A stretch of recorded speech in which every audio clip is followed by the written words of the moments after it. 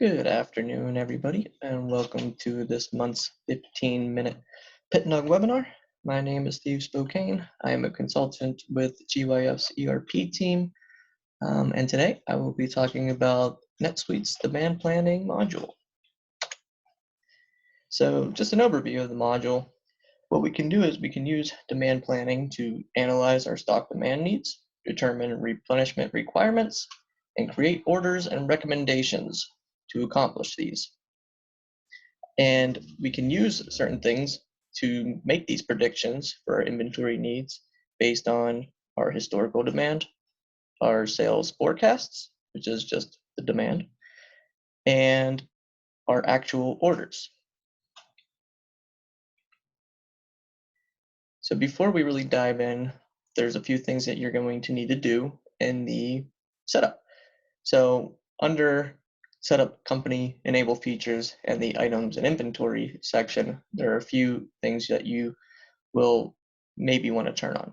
So demand planning, you'll definitely want to turn on. Material requirement planning is not necessary in the beginning, but it does offer more functionality.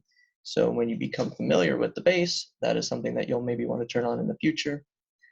And then if you have multiple locations that you need to track planning for, if you have multiple warehouses where you might be ordering into one location, but actually building an assembly in another, we can actually use distribution resource planning to manage the multiple locations by creating transfer orders.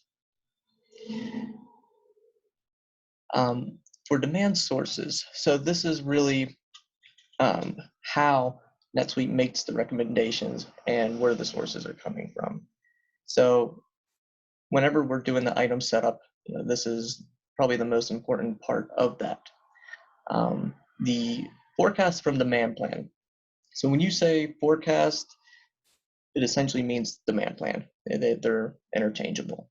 So the forecast from demand plan option is only going to look at that item's demand plan.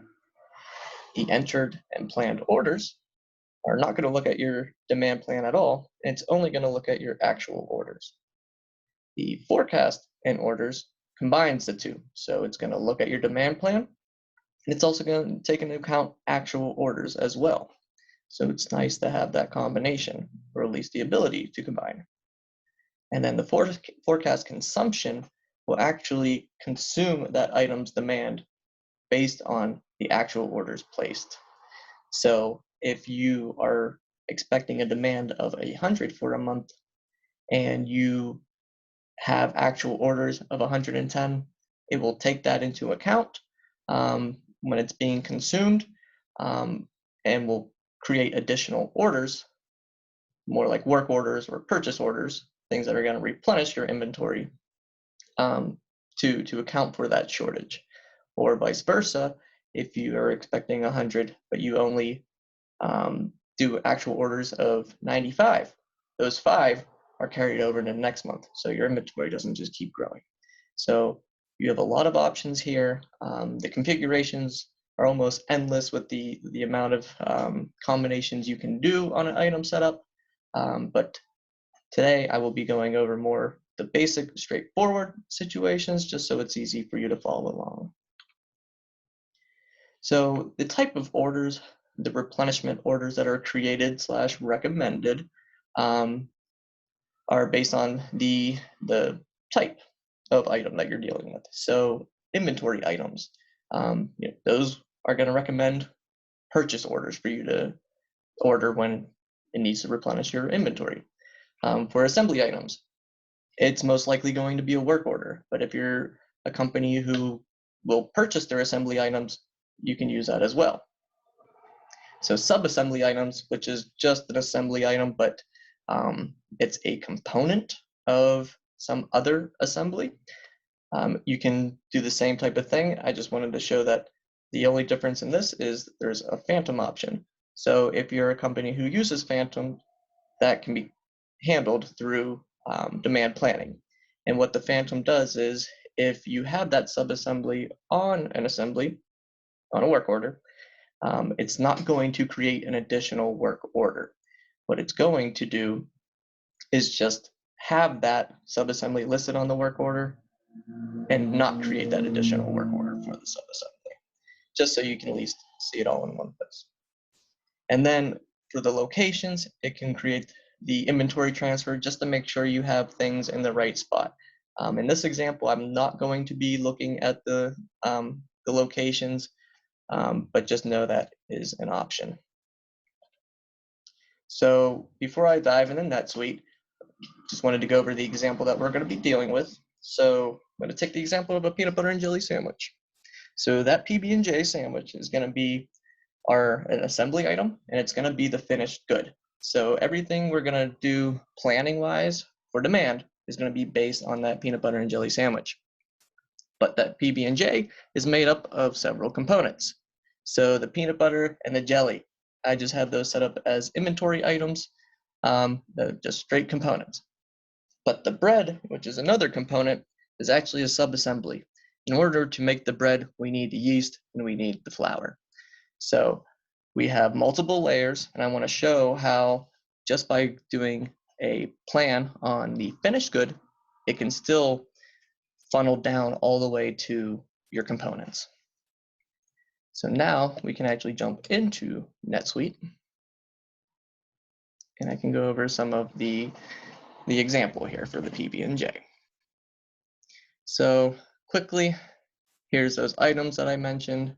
We got the sandwich, the bread, which is made up of the yeast and the flour, and then the jelly and the peanut butter. So for the item setup, there are multiple places that you're going to want to configure. I'm going to briefly touch on those, but like I said, the configuration really is almost endless, so I'm only going to briefly touch this. So in the purchasing inventory section, you have this replenishment method. So normally by default, it's going to be on reorder point. You need to change this to time phased. Time phased is what allows us to use the demand on a daily, weekly, monthly basis. And also, depending on your setup, this test environment has certain things enabled. So this view is not common, so it might look different for you, but just know that the area it's going to be under the purchasing and inventory, and you're going to be in your locations.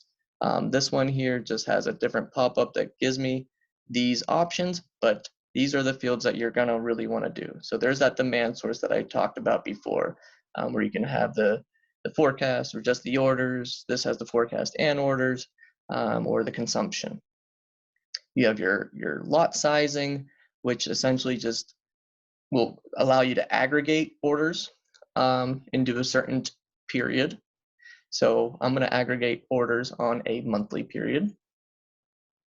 You have things like preferred stock level, your bullet point, which probably is not going to be used because that's reorder point. Your safety stock level. If you want 2 peanut butter and jelly sandwiches at all time, you can put 2 here, so that can take it into account. Purchase lead time for inventory items that you have to create POs for. If it takes you, 2 weeks to receive that item, you would put 14 here, and that lets the system know, okay, we need to plan to receive that item 14 days in advance for whatever demand we need to meet. And then for the assembly items, you have the work order variable lead time, and that is how long in days does it take to make one item. So when you're saying, hey, we need to make hundreds of these, it's going to take those hundreds and multiply it by this lead time to determine the length of that work order. And it's going to set the beginning date of that work order at a point so you can meet that demand. So again, like with the combination of all of these, there is a lot that you can do. But for this example, these are pretty basic options. So just so you know, the forecast and orders. So it's just going to look at our demand plan and any orders that might come in. And then I said I was aggregating on a monthly supply or monthly basis. Now you can set a lot of these up with defaults. So like the purchase lead time, actually within the inventory management preferences, you can set defaults there. So this system's set to 14 days already. But there's a lot of things in there that you can set as a default too. And then you would just leave it blank if you're good with the defaults, or put a number in here if you need to overwrite that. So the item demand. So there are multiple ways to do this. One, which I'm going to show you today because this is a test environment and I don't have any data to generate one, you can manually create your demand plan. So as you can see, let me just give this a refresh.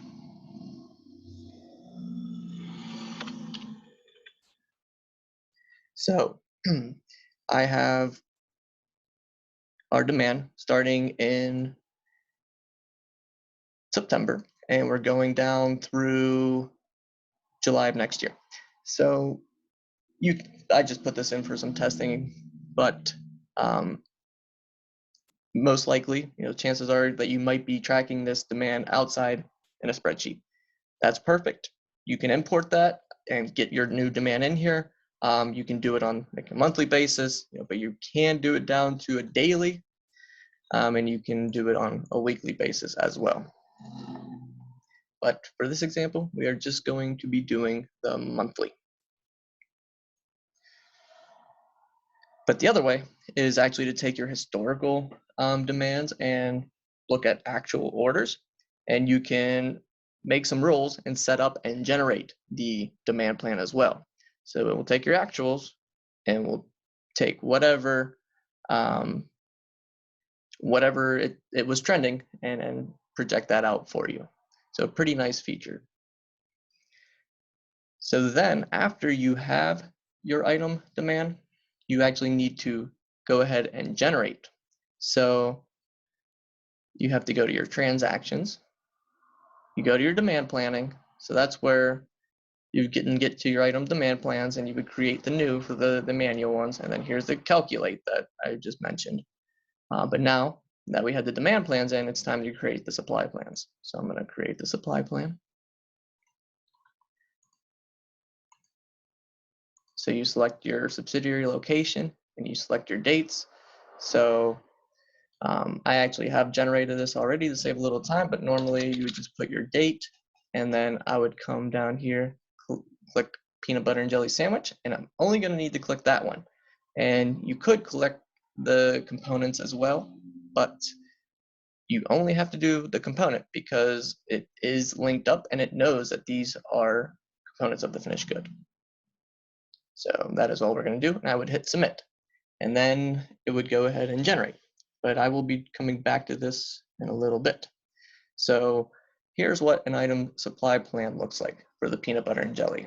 So remember I said on 9/1 we need to have 200. So it's saying, okay, based on that work order variable lead time, we need to do a work order on 8/25 to make 200 to receive it by the demand on 9/1, which is all great, but we don't have any peanut butter and jelly sandwiches in stock, and we don't have any components in stock.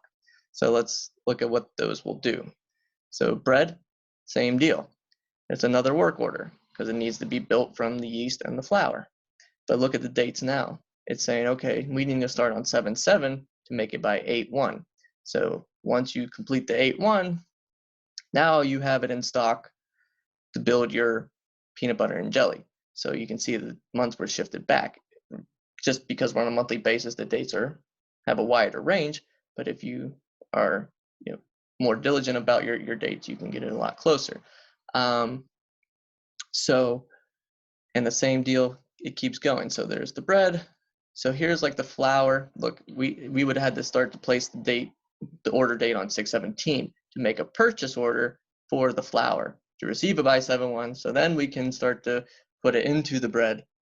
So it knows, okay, this is the date you need to do it to make your demand needs on these following for this finished good. So that's the yeast, and then the jelly and the peanut butter. We can just order those on 7/18 just so we have them in August, so we can meet that 200. So when it's all said and done, we can make on 8/25 we have everything in stock, and by 9/1, we can build these peanut butter and jelly sandwiches. So then you have your gross requirements inquiry. So this is really what shows, I'm going to just pull open the PB&J.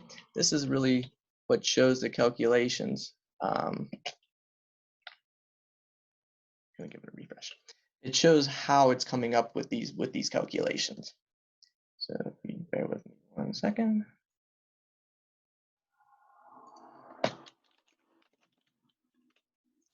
Okay, so it's saying, as of today, we have no inventory.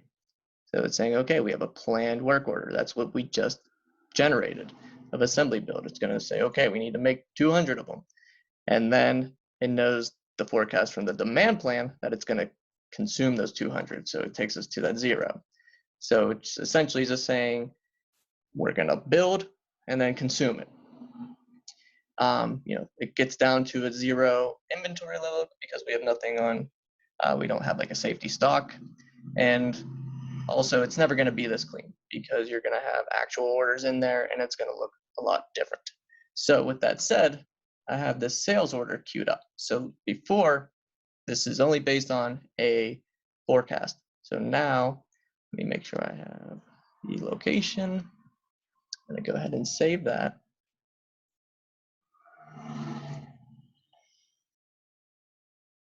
And then we're going to go ahead and regenerate the demand plans, supply plans, excuse me, and show you what it looks like because now we have an actual order in there. So again, just the PB&J sandwich, it's going to funnel down to the components.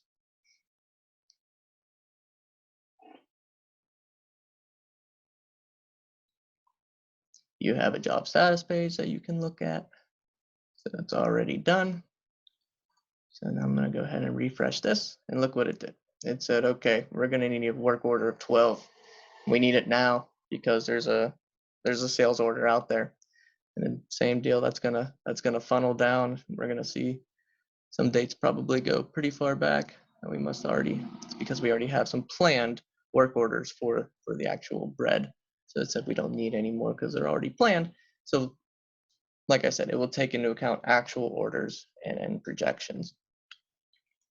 So now that we can look at the gross requirements again. So look, there's a planned work order. We needed it yesterday. So there's the 12, gives us a beginning inventory of what today would be, and there's the actual sales order. Now, this is playing catch up, so these dates are going to look crazy. So when you do want to implement, you want to pick a date far in advance to do this, so you're not playing crazy catch up. Unless you need to play catch up, then this is a way that you could actually do that.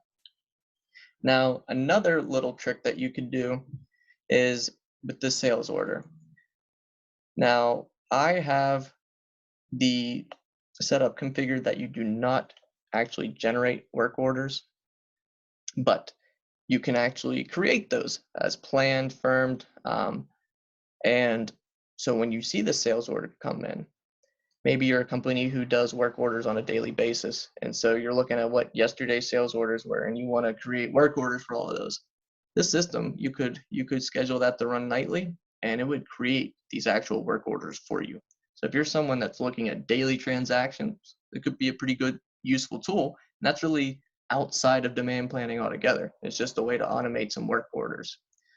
So there's just a lot of functionality and capabilities with the NetSuite demand planning module. So once you have all these planned orders in there, you actually might want to put some of those into action. So in your supply planning, you have your order items, so that's going to do your purchase orders. You have your mass create work orders, so it's going to create your work orders, and then location transfer orders. So if you have that, you have the multiple locations set up, this is a way that it can create the transfer orders for you. And work orders and transfer orders can be automatically created just by generating the supply plans. Now, Just want to show you what those look like. That's the sales order. So here's the order items. You put in your location, and now you can see, okay, here's all the orders that we are recommended to make based on the supply plans. So this is playing catch up, so you might want to do a couple, but yeah, that's what that page looks like. And then the mass create work orders, similar deal.